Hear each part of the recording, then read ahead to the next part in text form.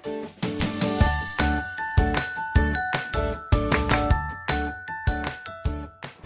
Students, very welcome to all on exam Niti. सही नीति सही दिशा। स्वागत है आप सबका एग्जाम नीति पर मेरे यानी माधवी कुशाग्र गौड़ के साथ। कैसे हैं आप सब? आई होप आप ठीक हैं, अच्छे हैं और जम के पढ़ाई कर रहे हैं। इफ यस तो फिर आज के सेशन में भी हम बहुत मज़ेदार क्वेश्चन सॉल्व करेंगे, बहुत इंटरेस्टिंग क्वेश्चन सॉल्व करेंगे और प्रैक्टिस सेशन की क्लास 2 है आज, ठीक। लेकिन सेशन में बढ़ने से पहले मैं एक बहुत इंपॉर्टेंट बात आपसे करना चाहती हूँ।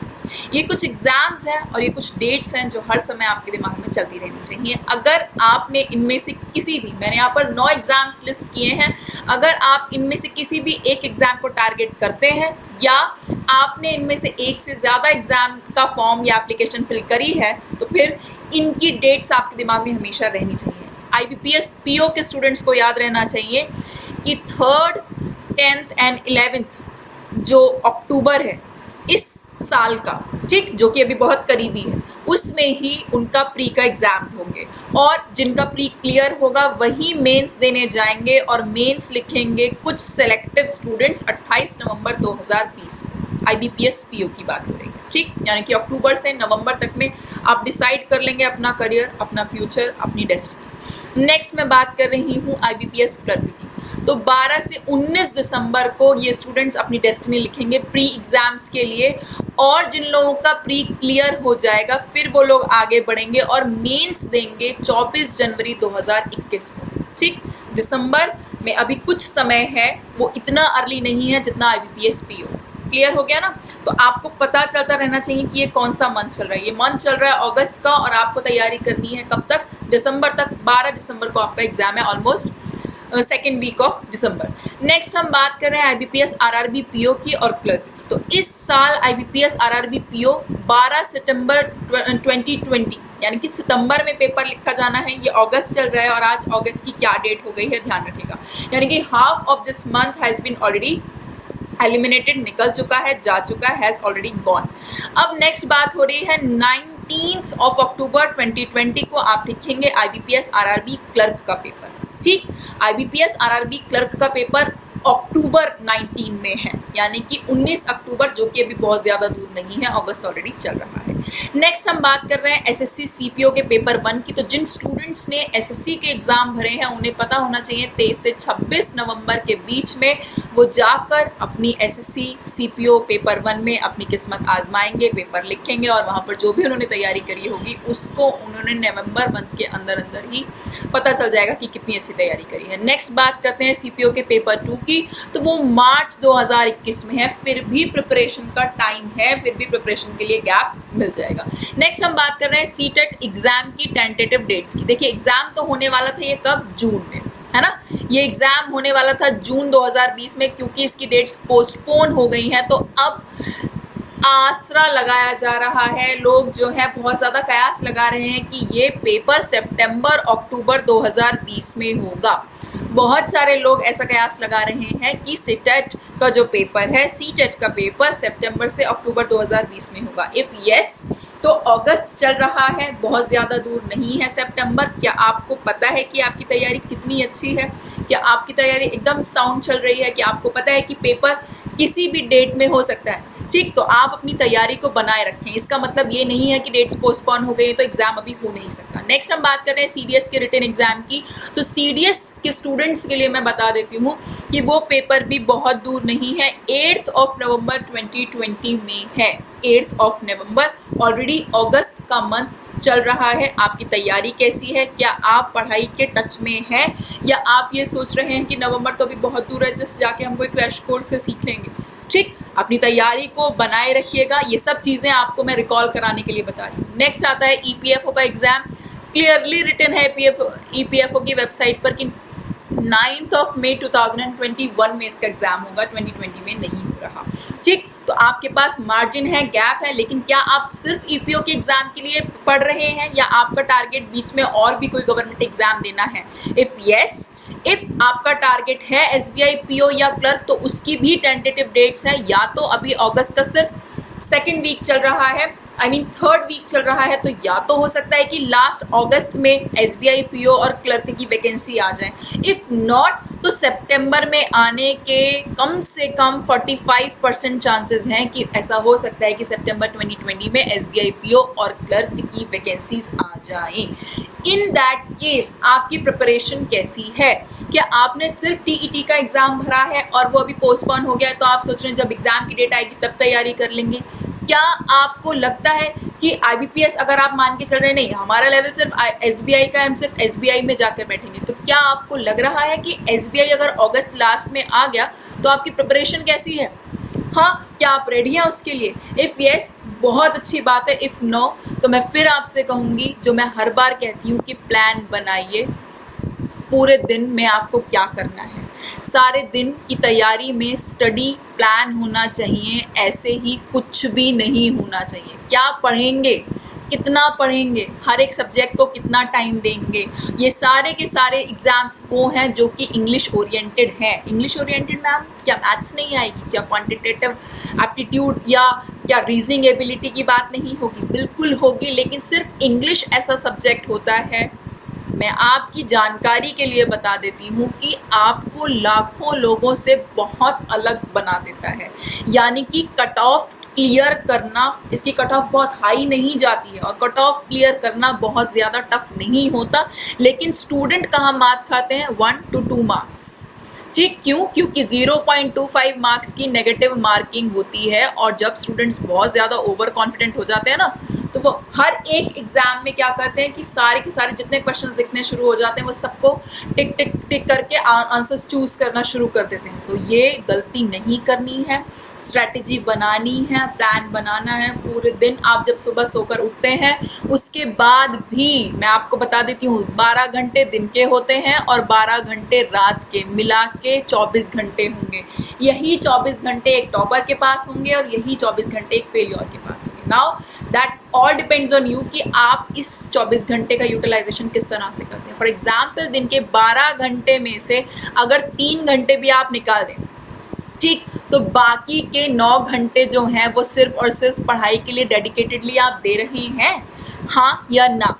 मान लीजिए आपका टारगेट सिर्फ एसबीआई है और अगर उसकी डेट अगस्त ही है, अगर अगस्त लास्ट में ही उसकी डेट्स आ गई, तो क्या आपकी ऐसी तैयारी है? क्या आप दिन में 9 घंटे पढ़ रहे हैं? और वो सारे स्टूडेंट्स बहुत ध्यान से सुन लें, जिन जिन लोगों का पेपर सितंबर में है और अक्टूबर में, सितंबर में है आईबीपीएस आरआरबी पीओ का पेपर, सितंबर बहुत ज़्यादा दूर नहीं है, that too in the second week of September IBPS RRB PO का पेपर है। ठीक, तो जिन जिन स्टूडेंट्स का एग्जाम सितंबर में पड़ रहा है, अब अगर हम सीटीईटी की टेंटेटिव डेट्स की बात करें तो वो भी सितंबर में आने के बहुत ज़्यादा चांसेस हैं।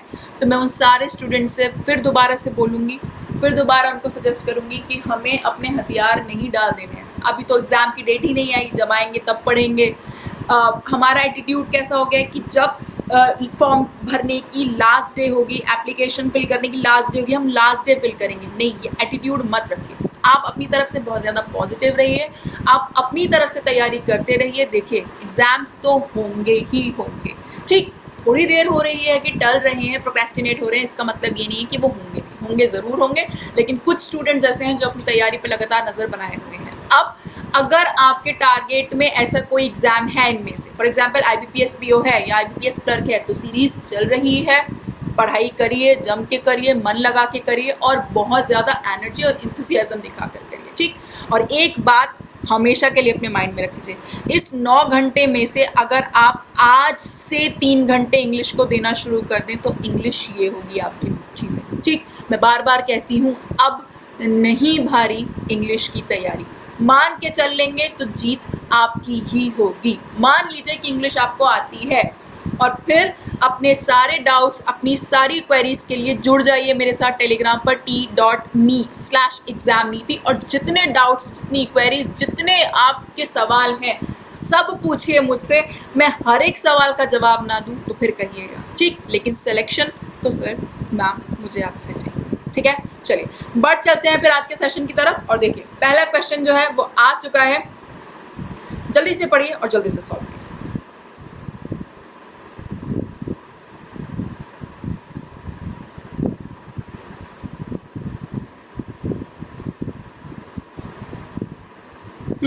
टाइम ओवर हो चुका है। अब देखिए, बात समझने की कोशिश करिए। मैं आपको कुछ बातें डिस्कस करती हूँ और उसके बाद पहले आपसे डिस्कशन करूंगी, फिर आपसे पूछूंगी कि आपको एरर मिली। एक रूल ये होता है कि वन ऑफ के साथ जब भी नाउन आता है, नाउन हमेशा प्लूरल होता है। पूरी इंग्लिश में कहीं पर भी वन ऑफ के साथ आने वाला नाउन हमेशा प्लूरल रहेगा, नंबर 1। नंबर 2, यहाँ लिखा हुआ है, आगे कोई भी बात हो, हम इडियम्स की बात करते हैं, ठीक। जैसे है अभी Shyam one of the architect, case of apposition है। केस ऑफ एपोजिशन मतलब सब्जेक्ट के बारे में आपको और ज्यादा इंफॉर्मेशन मिल रही है। श्याम कौन है? बहुत सारे आर्किटेक्ट्स हैं, उनमें से वो भी एक आर्किटेक्ट है। Shyam one of the architect होगा या आर्किटेक्ट्स होगा? जल्दी से बताइए, वन ऑफ के बाद कैसा नाउन आना चाहिए? प्लूरल। तो आर्किटेक्ट का प्लूरल क्या बना? आर्किटेक्ट्स। मिलती चल रही है ना? Of the declaration will remain under bars. मैं आपको करेक्ट ईडियम की बात करूं तो करेक्ट ईडियम्स का मतलब होता है बिहाइंड बार्स, मतलब जेल में बंद रहना, जेल में बंद होना, इन द प्रिजन, ठीक। To be in the prison, to be in the lockup. तो अंडर बार्स नहीं होता, बिहाइंड द बार्स होगा। He will remain under bars with his detention extended, क्योंकि जो उसका लॉकअप का जो पीरियड है वो बढ़ा दिया गया है, उसकी डिटेंशन का पीरियड बढ़ा दिया गया है under the public safety act. Public safety act के अंतर्गत कौन से मंथ तक? टिल, सही प्रपोजिशन लगी है, टिल सितंबर, सितंबर के मंथ तक पब्लिक सेफ्टी एक्ट के अंतर्गत उसका जो डिटेंशन पीरियड है, कारावास जो उसका है, जेल में रहने का जो उसका टर्म है, वो बढ़ा दिया गया है। क्या कर दिया गया है? एक्सटेंड कर दिया गया है। क्या आपको बातें समझ में आ गई कि एरर कहाँ कहाँ मिली? एक तो एरर मिली हमें पार्ट ए में, क्यों?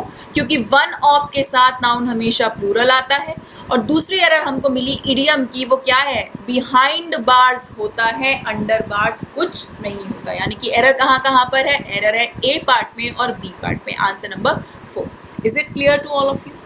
जल्दी से बताइए, क्या आपको ये चीज़ समझ में आ गई? देखिए, मैं हर बार कहती हूँ और मैं नहीं थकूंगी, मैं कहती रहूँगी कि हर वो चीज़ जो आपको लग रहा है कि आपको समझ में नहीं आ रही, आप तुरंत मुझे कमेंट बॉक्स में कमेंट करके पूछिए कि मैम ये कैसे हुआ, आपने कैसे कहा, इसके पीछे का रीज़न क्या है। या फिर टेलीग्राम पर जुड़िए, अगर आपको ओपनली नहीं पूछना, आपको नहीं मन करता, आप नहीं अच्छा फील करते, तो आप टेलीग्राम पे मन से पूछिए t.me/examniti। और जितने डाउट्स बन रहे हैं ना हर एक सेशन से रिलेटेड, आप मुझसे स्पेसिफिकली पूछेंगे, मैं आपको हर एक क्वेश्चन का इंडिविजुअली जवाब देने के लिए बिल्कुल रेडी हूँ।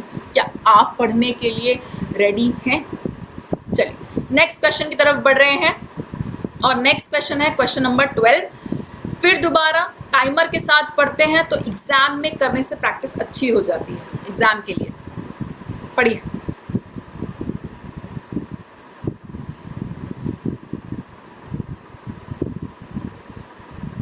जल्दी जल्दी जल्दी। देखिए टाइम्स अप हो जाता है, हमें पता भी नहीं चलता, इतनी देर में हम संभालते हैं, कॉपी उठाते हैं, पेन उठाते हैं, थोड़ा इधर उधर होते हैं, टाइम चला जाता है। ध्यान से पढ़िए।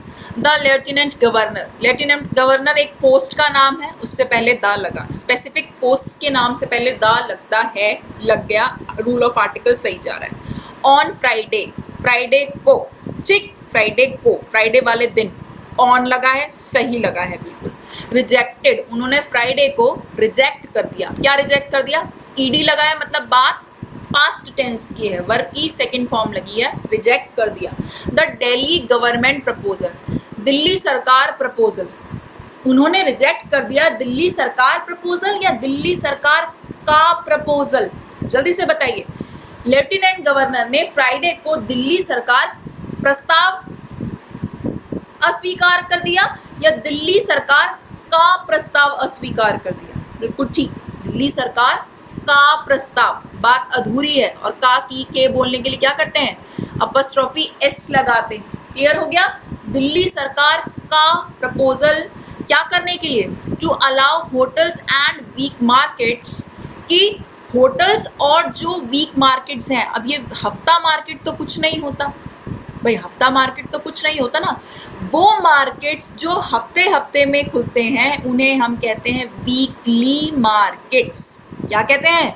Weekly markets. पहली बात तो ये। दूसरी चीज, मार्केट्स क्या है? नाउन है, और वीक भी क्या है? नाउन है। तो नाउन को नाउन ही थोड़ी ना क्वालिफाई करता है, नाउन को कौन क्वालिफाई करता है? एडजेक्टिव करता है। तो वीक का एडजेक्टिव क्या होता है? WWE के वीक, वीक मतलब सप्ताह, और सप्ताह का एडजेक्टिव विशेषण क्या बना? साप्ताहिक। साप्ताहिक मार्केट, और वो क्या होता है? वो होता है वीकली। ठीक, हफ्ते के हफ्ते लगने वाला मार्केट वीकली मार्केट होता है। तो वीकली मार्केट्स, उन्होंने ये प्रस्ताव रिजेक्ट कर दिया कि होटल जो है और जो ये वीकली मार्केट है, साप्ताहिक मार्केट है, ये अनलॉक 3 में खुलेंगे। अनलॉक 3 में ये खुले। इस चीज के प्रस्ताव को, दिल्ली सरकार के प्रस्ताव को जो लेफ्टिनेंट गवर्नर थे उन्होंने क्या कर दिया? अस्वीकार कर दिया, रिजेक्ट कर दिया। चलिए, तो यानी कि हमको एरर मिली पार्ट ए में और पार्ट बी में आंसर नंबर 4। क्लियर हो गया?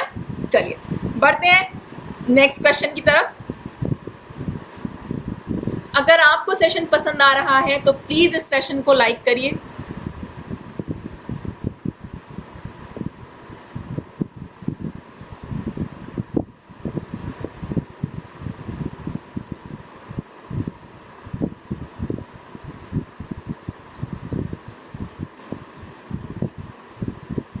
चलिए, हमें जब पढ़ना होता है तो हम अपनी अप्रोच बनाकर चलते हैं। अगर आपने आंसर निकाल लिया है बहुत अच्छी बात है, बस अप्रोच को समझते चलिएगा। स्ट्रैटेजी क्या होती है, हम किस माइंडसेट के साथ पढ़ना शुरू करें कि हमको पढ़ते ही एरर मिल जाए। देखिए, the centre is unlike to implement. To implement तो हो गया वर्ब, कौन सा? इन्फिनेटिव। कैसे पता चला? टू के बाद वर्ब की फर्स्ट फॉर्म लगती है, तो ये स्ट्रक्चर क्या कहलाता है?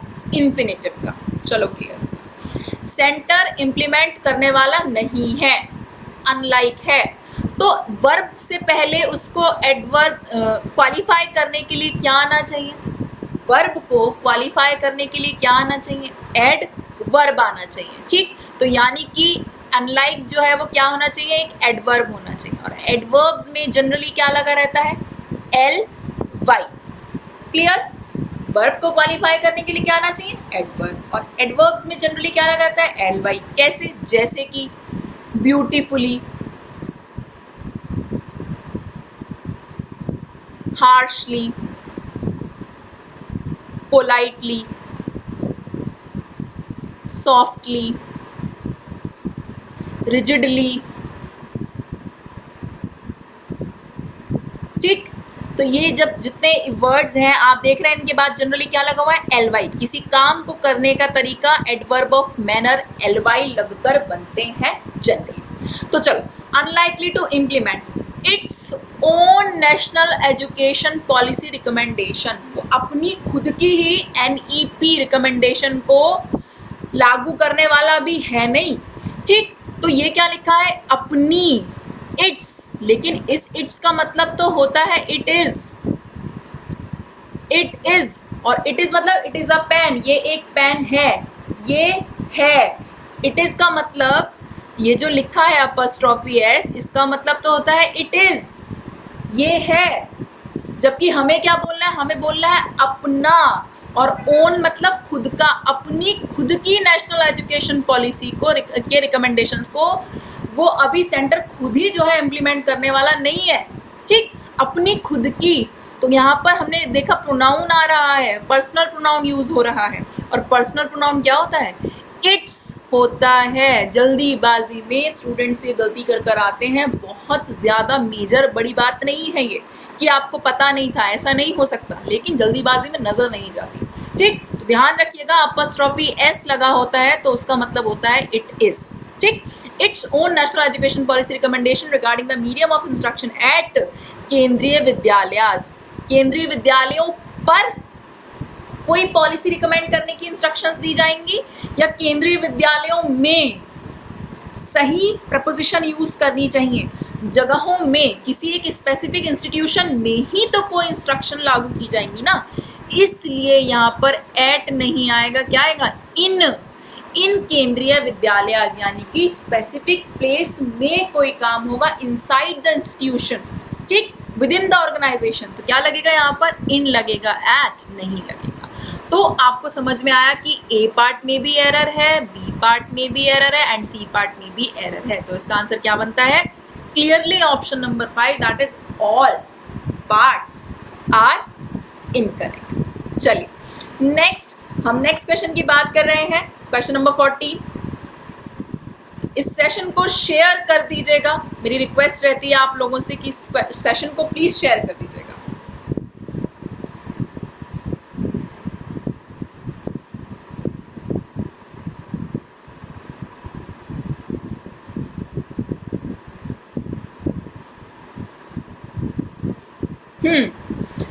क्वेश्चन पढ़ चुके हैं, टाइम जा चुका है। अब हम देखते हैं कि क्या जो अभी जस्ट थोड़ी देर पहले मैंने आपको एक बात बताई थी, आपने ध्यान से सुनी कि नहीं? मैंने आपसे कहा था कि पोस्ट जितनी भी होती हैं, जितने भी पद होते हैं, पोस्ट के नाम से पहले जितने भी ये पद होते हैं उन सबसे पहले स्पेसिफिक एक आर्टिकल लगता है, that is definite article the. ठीक, the DG, the DGP, the lieutenant governor, the president, the prime minister, the. ठीक, तो इसलिए एजुकेशन मिनिस्टर से पहले क्या लगेगा? द। क्लियर है? देखते ही एरर मिली ना, मैंने आपसे कहा था अप्रोच पता होनी चाहिए, रूल्स पता होने चाहिए, तो हमें देखते ही एरर मिलनी शुरू हो जाएगी, हमें बहुत ज़्यादा बार बार पढ़ना नहीं पड़ेगा। द एजुकेशन मिनिस्टर क्लैरिफाइड, उन्होंने क्लैरिफाई किया कि it would be set up, it would be up to, कि ये निर्धारित करता है, ये किसके ऊपर है? It would be up to the state governments, ये स्टेट गवर्नमेंट्स के ऊपर है टू डिसाइड, कि वो डिसाइड करें। टू के बाद वर्ब की फर्स्ट फॉर्म लगती है हमेशा, सही लगी है, कि कैसे, on how the new scheme would be implemented, कि नई स्कीम किस तरीके से इम्प्लीमेंट की जानी है। ठीक, ऑन हाउ, किस तरीके से नई स्कीम इम्प्लीमेंट की जानी है। विल बी, वुड बी के बाद वर्ब की थर्ड फॉर्म लगती है, लग गई। ठीक, इन schools under, under their jurisdiction, उनकी न्याय क्षेत्र में, उनकी न्याय सीमा में, अंडर देयर, किनकी? उनकी, उनकी किसके लिए यूज हुआ है? स्टेट गवर्नमेंट्स की ज्यूरिसडिक्शन की बात हुई है। तो हमें क्या यूज करना है? पर्सनल प्रोनाउन यूज करना है, हमें हेयर देयर की बात नहीं करनी है। ठीक, हमें एडवर्ब्स की बात नहीं करनी है, हमें करनी है पर्सनल प्रोनाउन की बात। क्यों? और ये देयर किसके लिए यूज हुआ है? देयर मतलब अपनी, अपनी न्याय सीमा में, अपने न्याय क्षेत्र में, अपनी ज्यूरिसडिक्शंस में। कौन? गवर्नमेंट्स, स्टेट गवर्नमेंट्स, राज्य सरकारें जो हैं वो अपने, अपनी ज्यूरिसडिक्शन में नई जो स्कीम आई है उसको किस तरह से इम्प्लीमेंट करती है, वो उनके ऊपर निर्भर करता है। क्लियर हो गई आपको एरर कि पार्ट ए में दा मिसिंग था, पोस्ट से पहले दा लगता है, एंड पार्ट सी में देयर जो है THERE नहीं आएगा बल्कि THEIR आएगा। क्लियर है? यानी कि ए एंड सी पार्ट में एरर है, ए में एंड सी में। तो एरर का आंसर क्या बनता है? Answer number 4। चलिए बढ़ चलते हैं नेक्स्ट क्वेश्चन की तरफ और देखते हैं कि इसको सॉल्व करने में कितनी देर लेते हैं आप।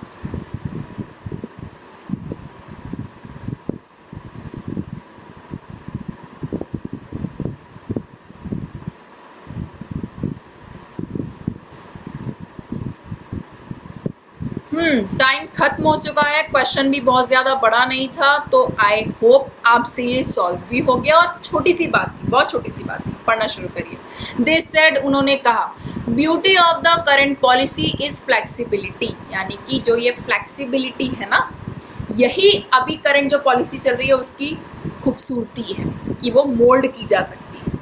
And we will try to take everyone, और हम कोशिश करेंगे कि to take everyone between in the process, हर किसी को प्रक्रिया में बीच में लाने की कोशिश करेंगे, प्रक्रिया के बीच में लाने की कोशिश करेंगे। क्या ये कोई सेंसिबल बात है of making a vibrant India, कि एक वाइब्रेंट इंडिया बने, एक बहुत ज़्यादा लाइवली इंडिया बने, बहुत अच्छा इंडिया बने?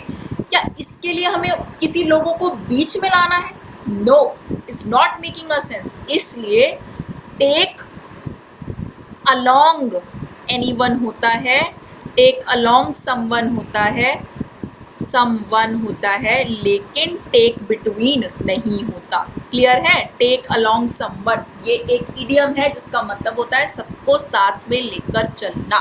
ठीक, तो क्या है? टू टेक एवरीवन अलोंग, सबको साथ में लेकर चलना इस प्रोसेस की, कि भारत को कैसा बनाना है, भारत को वाइब्रेंट भारत बनाने की प्रोसेस में सबको साथ में लेकर चलने की हम कोशिश करेंगे। क्लियर हो गया? यानी कि ए पार्ट ठीक है, बी पार्ट भी हमको कहाँ दिखाई दिया कि उसमें इडियम की मिस्टेक है, ट्राई टेक अलोंग होता है, टेक बिटवीन नहीं होता, एंड सी पार्ट हमको क्लियरली सही होगा। ठीक, तो ओनली बी में एरर है, ना ए में है, ना सी में है, ना अदर पार्ट्स में। क्लियर? चलिए, अगर आपको सेशन पसंद आ रहा है तो प्लीज़ इसको लाइक किया कीजिए, ताकि मैं आगे और भी सेशंस लेकर आऊँ और बहुत ज़्यादा नई नई इनोवेटिव टेक्निक्स लेकर आती रहूँ कि आपको वोकैबुलरी कैसे सिखानी है, कि आपको ग्रामर कैसे सिखानी है, कि आपको किस तरीके से पढ़ाना है। ठीक है? जबकि कोई पेड वीडियोस मुझे नहीं करने, मैं तो आपको सारे फ्री में वीडियोस देकर कुछ सिखाना चाहती हूँ, कुछ पढ़ाना चाहती हूँ, ताकि आपका कल जब सिलेक्शन हो तो आप खुशी खुशी यहाँ पर आए मेरे साथ और अपनी सक्सेस स्टोरी शेयर करें दूसरे स्टूडेंट्स के साथ। ठीक है? चलिए, तो इस वीडियो को शेयर ज़रूर करते रहिए उन लोगों के साथ जो एक्चुअली जिनके टारगेट में वो सारे 9 एग्जाम्स में से कोई भी एक एग्ज़ाम है। तो चलिए नेक्स्ट क्वेश्चन की तरफ बढ़ रहे हैं, पढ़िए ध्यान से और बताइए। Doses appearing to be simultaneously effective and safe are forward to a phase 3 study, which is a detailed evaluation of effectiveness in comparison to some existing treatment or some similar looking treatment having no effect, called placebo.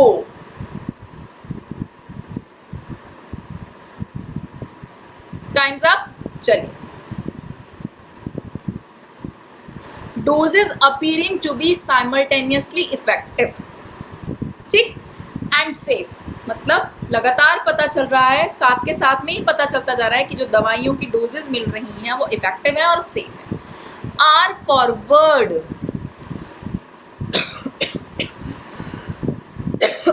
Sorry is M R के साथ या तो ING लगना चाहिए, लेकिन अगर बात passive की होती है तो वर्ब में कैसी फॉर्म लगनी चाहिए? Third form. फॉरवर्ड की जा रही है, कौन कर रहा है नहीं पता। जब सब्जेक्ट का पता नहीं होता, when we do not know the subject, कि सब्जेक्ट कौन है या हमें सब्जेक्ट के बारे में जानकारी नहीं होती, तब हम बनाते हैं पैसिव। और अगर उस पैसिव में इज एम आर लगा है तो उसके बाद वर्ब की थर्ड फॉर्म आती है। क्लियर? इसलिए यहाँ पर फॉरवर्ड नहीं होगा, क्या होगा? फॉरवर्डेड। वो डोजेज जो बिल्कुल सही है, इफेक्टिव है, प्रभावशाली है और सेफ है, सुरक्षित है, वो फॉरवर्ड करी जा रही हैं for a phase 3 study, phase 3 study के लिए, विच इज, जो कि है एक डिटेल्ड इवेल्युएशन ऑफ इफेक्टिवनेस का एक डिटेल्ड इवेल्युएशन है, जो कि फेज 3 की study in comparison to some existing treatment, जो ट्रीटमेंट्स अभी हैं उनके कंपैरिजन में वो डिटेल्ड स्टडी है। ठीक है? और some similar looking treatments having no effect called placebo. placebo मतलब भूत भेषज, मतलब ऐसी दवा जो इंसान के ऊपर साइकोलॉजिकली इफेक्ट करती है, फिजियोलॉजिकल इफेक्ट नहीं करती। साइकोलॉजिकल मतलब जैसे किसी को सर में दर्द हो रहा है और आपने क्या करा, उसको एक छोटी सी गोली, मीठी गोली खाने को दे दी और उसने कहा मुझे गोली दे दो मेरे सर में दर्द, तो आपने मीठी गोली खाने को दे दी। थोड़ी देर बाद वो आया और उसने आपसे कहा कि हाँ मुझे अच्छा फील हो रहा है, तो ये साइकोलॉजिकल इफेक्ट होता है। बिना दवा के भी उसको लगा कि वो दवा खा रहा है और वो ठीक हो गया श्रद्धा से। ठीक, तो इसको हम प्लेसिबो कहते हैं। वन वर्ड सब्स्टिट्यूशन है, इंपॉर्टेंट वर्ड है, अच्छा वर्ड है। तो हमको पता चला कि हमको एरर कहाँ दिखाई देती है, पार्ट ए में एरर दिखाई देती है। सिंपल एरर है, पैसिव की एरर है कि सब्जेक्ट नहीं है और इज एम आर आया है, तो वर्ब की थर्ड फॉर्म लगती है किसमें? पैसिव में। क्लियर है? तो answer 1 that is only option number A. Moving on to the next question, आज के क्वेश्चन नंबर 17 की तरफ चलिए, पढ़िए इसे।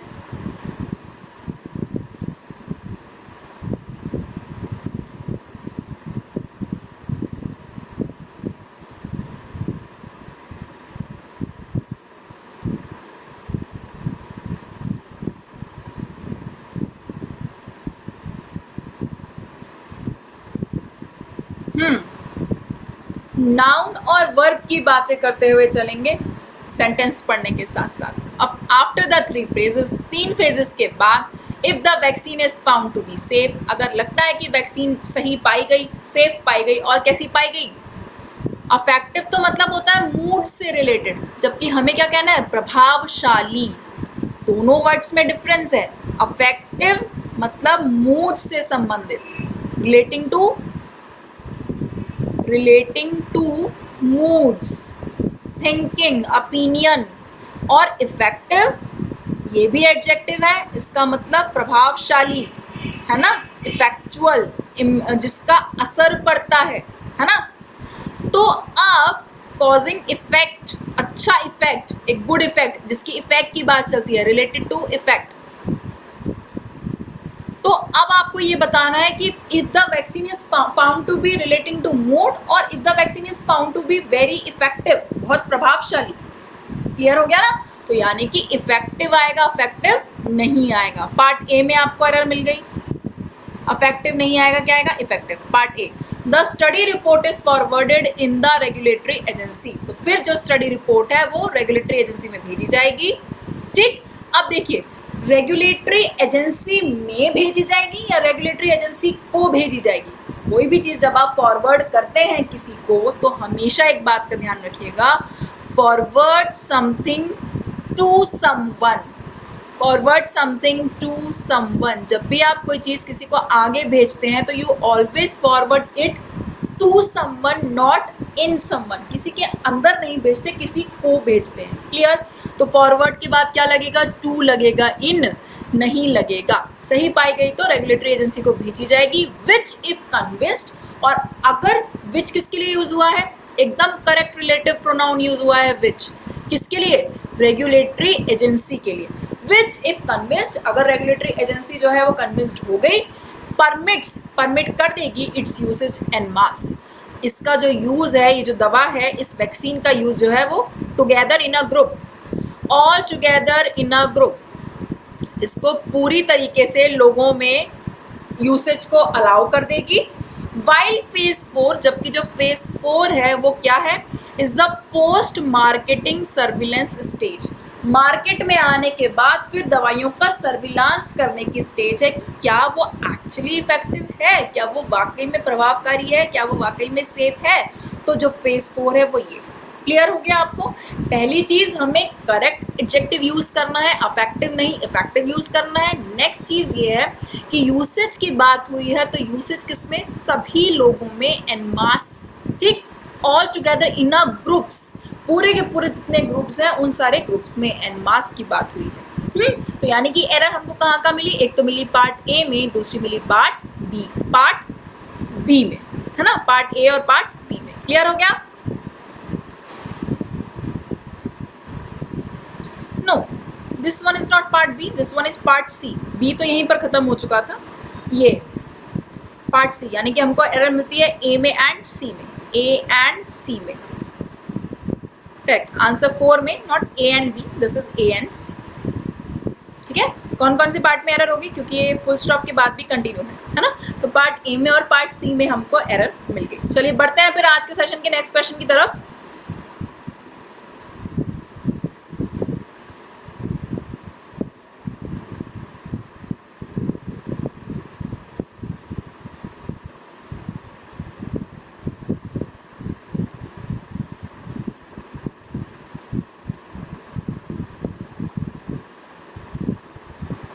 Times up. पुलिस इंस्पेक्टर ने कहा कि बहुत सारी अवैध शराब, स्प्यूरियस, अवैध, एक वर्ड मिला है, लिख लीजिए, याद कर लीजिए, अवैध, OUS लगा है। तो ये जिन वर्ड्स के लास्ट में OUS सफिक्स लगी होती है वो सारे के सारे क्या होते हैं, एडजेक्टिव होते हैं, विशेषण होते हैं। किसकी क्वालिटी बता रहे हैं, नाउन, लिकर की। लिकर मतलब शराब, अवैध, spurious, spurious liquor, drums and, और अंत केन्स थोड़े, और केन्स। बात किसकी चल रही है, क्या क्या पाया गया, बहुत सारी शराब पाई गई, अवैध शराब लिकर में पाई गई, लिकर के ड्रम्स पाए गए और लिकर की केन्स पाई गई। और आखिरी की बात नहीं हो रही है, ठीक है, एरर मिल गई। एंड केन्स वॉज, बहुत सारी शराब रिकवर की गई, कहाँ से, लिकर के ड्रम्स, लिकर के कैंस, और लिकर अवैध लिकर ड्रम्स में और कैंस में। तो ये सब्जेक्ट कैसा हो गया, प्लूरल हो गया, सिंगुलर नहीं है। A large quantity of spirits लेकर ड्रम्स एंड कैंस, इतनी सारी चीजें पाई गई। वर रिकवर्ड, प्लूरल सब्जेक्ट था, ये पूरा का पूरा प्लूरल सब्जेक्ट है, तो वर्ब भी कैसा है, plural. Were recovered from the accused, दोषी के पास से पाए गए हैं। एंड द पुलिस, और पुलिस ने अब तक, सो फार मतलब अब तक। पुलिस कैसा नाउन, जल्दी से बताइए कैसा नाउन, ऐसा नाउन जिसका प्लूरल बनता ही नहीं है, पुलिसेस नहीं होता है ना, पुलिसेस तो नहीं होता ना, लेकिन सिंगुलर में यूज करेंगे तो भी पुलिस, प्लूरल में यूज करेंगे तो भी पुलिस, इसलिए यहाँ पर हैज नहीं आता। कुछ स्पेसिफिक नाउन्स हैं जिनको हमेशा एज अ प्लूरल ट्रीट किया जाता है, उनके साथ वर्ब भी कैसा लगता है, प्लूरल लगता है। कुछ ऐसे नाउन्स होते हैं, there are some specific nouns जिनको हमेशा प्लूरल कंसीडर किया जाता है, we always consider them as plural, और उनके साथ आने वाला वर्ब भी हमेशा कैसा होता है, ऑलवेज एंड ऑलवेज प्लूरल होता है। This is why will use have here not has, इसलिए हम यहाँ पर हैव यूज करेंगे, हैज यूज नहीं करेंगे। ठीक, सो फार अब तक arrested 8 persons in the case, अब तक पुलिस ने इस केस से रिलेटेड 8 लोगों को क्या किया है, अरेस्ट किया है, पकड़ा है। यानी कि हमको एरर कहाँ का मिली, हमको एरर मिली है फर्स्ट पार्ट में, सेकंड पार्ट में एंड थर्ड पार्ट में, यानी कि हमको तीनों पार्ट्स में एरर मिली है, that is all parts are incorrect. Clear हो गया। अगर आपको सेशन पसंद आ रहा है तो मैं आपसे फिर कहूँगी कि सेशन को लाइक ज़रूर किया करिए, और अगर इन जो मैंने आपको 9 एग्जाम्स ऑलरेडी स्टार्टिंग में बताए हैं उनमें से कोई भी आपका या आपके फ्रेंड्स का टारगेट है तो प्लीज़ उसके साथ ये सेशन ज़रूर शेयर करिए। नेक्स्ट हम बात कर रहे हैं क्वेश्चन नंबर 19 की। क्वेश्चन नंबर 19 को पढ़िए और सॉल्व कीजिए।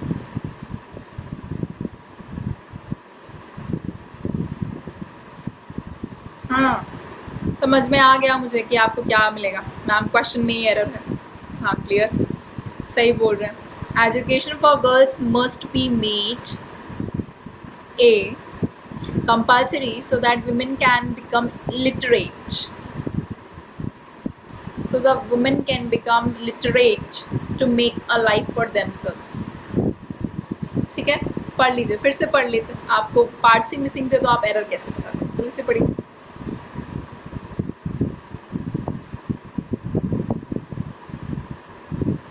एरर मिल गई, चलिए अब ध्यान से देखिए। Education for girls must be made compulsory, यानी कि जो औरतें हैं, लड़कियां हैं, उनके लिए पढ़ाई को, फॉर गर्ल्स, उनके लिए मस्ट बी करनी चाहिए। मस्ट बी के साथ क्या लगा, थर्ड फॉर्म लगी। ठीक है, must be, would be, could be, इनके साथ पैसिव में वर्ब की थर्ड फॉर्म लगती है। ग्रामर सही चल रही है, यानी कि जो शिक्षा है वो गर्ल्स के लिए कंपलसरी कर देनी चाहिए, ज़रूरी कर देनी चाहिए, आवश्यक कर देनी चाहिए, सो दैट, ताकि विमेन, औरतें, कैन बिकम, बन सके। पढ़ाई करके औरतें क्या बनेंगी, इलिटरेट बनेंगी या लिटरेट बनेंगी, जल्दी बताइए। शिक्षित बनेंगी या अशिक्षित, यस शिक्षित बनेंगी। So the women can become literate to make a life for themselves, अपना गुजारा बसारा करने के लिए, अपने सर्वाइवल के लिए। टू मेक अ लाइफ मतलब सर्वाइवल करना, अपना जीवन बनाना, अपने पैरों पे खड़े हो पाना, अपने घर के लिए रोजी रोटी कमा लेना। ठीक है, to make a life for themselves, कि वो अपने लिए अपना गुजारा बसारा कर पाए। क्लियर हो गया। तो एरर कहाँ मिली हमको, एरर हमको मिली पार्ट बी में, दैट इज क्या आएगा, कैन बिकम लिटरेट होगा, can become illiterate. Is it okay, is it clear, am I clear to all of you. जल्दी से थम्स अप करके बताया करिए कि हाँ मैम क्लियर है। और ठीक, एक बार कमेंट करके ये भी बताएगा कि कितने लोग चाहते हैं कि सेशन ऑफलाइन ना हो और सेशन ऑनलाइन। अगर बहुत सारे स्टूडेंट्स मुझे ऐसे दिखते हैं तो मैं बिल्कुल कोशिश करूँगी कि मैं सारे सेशंस को ऑनलाइन ले आऊँ, लाइव सेशंस ले आऊँ। चलिए आज के सेशन के लास्ट क्वेश्चन को देखते हैं।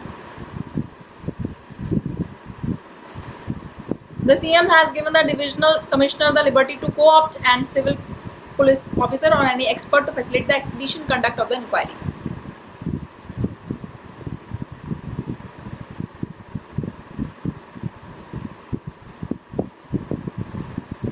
ढूंढ पाए आप एरर, जल्दी से बताइए, मिल गई आपको एरर, हाँ या ना? एक बार तो कमेंट किया करिए हाँ या ना। चलिए क्वेश्चन नंबर 20 पढ़ते हैं, आज के सेशन का last question. The CM, post से पहले दा लगता है, सही है। हैज, हैव, हैड के बाद वर्ब की थर्ड फॉर्म सही है। Has given the divisional commissioner, divisional commissioner को छूट दे दी, क्या दे दी? छूट, लिबर्टी। टू को ऑप्ट, कि वो रख लें, अपने साथ साथ नियुक्त कर लें, ऑप्ट कर लें, को साथ, कोऑपरेशन होता है ना, कोऑपरेशन, साथ में ऑपरेट करें, साथ में सहयोग करें, ठीक है। और कोएड स्कूल होता है जहाँ पर गर्ल्स और बॉयज दोनों साथ में पढ़ते हैं, तो को मतलब साथ, चलो आ गया, को ऑप्ट कर लें। एनी सिविल पुलिस ऑफिसर, किसी भी सिविल पुलिस ऑफिसर को अपने साथ को ऑप्ट कर लें, और एनी एक्सपर्ट, या किसी भी एक्सपर्ट को अपने साथ को ऑप्ट कर लें, फैसिलिटेट, ताकि वो कर पाए द एक्सपीडिशियस, एक्सपीडिशियस मतलब जल्दी, तेज, क्विक, फास्ट, जल्दी conduct of the inquiry, inquiry का मैनेजमेंट जल्दी ही कर पाए, जो ये पूछताछ है जो चल रही है वो जल्दी से जल्दी हो पाए, उसमें तेजी आए, इसके लिए सीएम ने डिविजनल कमिश्नर को छूट दे दिया कि वो अपने साथ कोई भी सिविल पुलिस ऑफिसर रख ले या कोई एक्सपर्ट रख ले।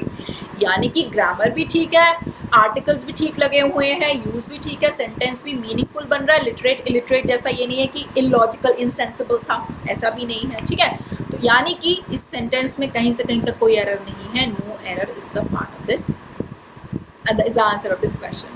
आई होप ये सेशन आपके लिए फ्रूटफुल था। आई होप आप अपना डेली शेड्यूल बनाएंगे, दिन में कम से कम 3 घंटे इंग्लिश को देंगे, कम से कम आप दिन में 3 घंटे इंग्लिश को देंगे, जिसमें आपको वोकैबुलरी प्लस ग्रामर पढ़नी है। अगर ग्रामर में आपकी सारी की सारी यहाँ से कवर करवा रही हूँ तो वोकैबुलरी भी मैं साइमल्टेनियसली लेकर चल रही हूँ, लेकिन मैं टेलीग्राम पर आपको एक चीज़ और प्रोवाइड करती हूँ, दैट इज आर्टिकल्स। दिन के 2 आर्टिकल्स मैं आपको सिर्फ पढ़ने के लिए दे रही हूँ, ओनली 2 आर्टिकल्स पर डे। ठीक, आपको क्या करना है, उनको पढ़कर ग्रामर सीखनी है, उनका मीनिंग निकालना है और पढ़ने की हैबिट बनानी है, ताकि एग्जाम में जब आप जाएं तो आपको रीडिंग कॉम्प्रिहेंशन पढ़ना एकदम भूत ना लगे, आपको ऐसा ना लगे कि इतना लंबा रीडिंग कॉम्प्रिहेंशन मैं कैसे पढ़ूंगा या कैसे पढ़ूंगी। रीडिंग हैबिट बनाने के लिए डेली मैं आपको आर्टिकल्स दे रही हूँ, वहाँ से भी आपको वोकैब मिलेगी और वहाँ से भी आपको ग्रामर की बहुत सारी चीज़ें मिलेंगी। इन केस आपको लग रहा है कि उधर भी आपको कोई कन्फ्यूजन है तो once again I am requesting कि आप मुझसे पूछ लीजिए अपने सारे डाउट्स t.me/examniti पर, टेलीग्राम चैनल पर, जितने मर्जी आप मुझसे सवाल पूछिए। तब तक के लिए पढ़ते रहिए, रिवाइज करते रहिए, प्रैक्टिस करते रहिए। Take care, thank you, until then,